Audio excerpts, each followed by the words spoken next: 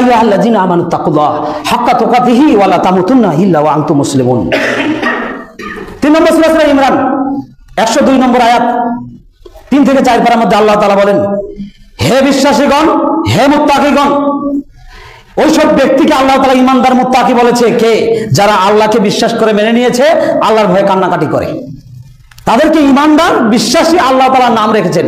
ইয়া আইয়ুহাল্লাযীনা আমানুত্তাকুল্লাহ, হে বিশ্বাসীগণ, হে মুত্তাকিগণ, হে মুমিন নারী পুরুষ, তোমরা আল্লাহ তাআলাকে ভয় করো, আল্লাহর ভয়ে কান্নাকাটি করো।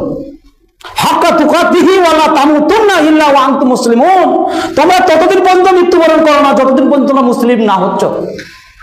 তাহলে এই আয়াত প্রমাণ করে আগে মুসলিম হও তারপরে মৃত্যুবরণ করো। আমি আপনাকে সহজ ভাষায় এভাবে বুঝাই, আপনি আগে মুসলিম হন। আল্লাহ তাআলা বলেন এই আয়াতের অর্থ যে আপনি আগে মুসলিম হন তারপরে মৃত্যুবরণ করেন।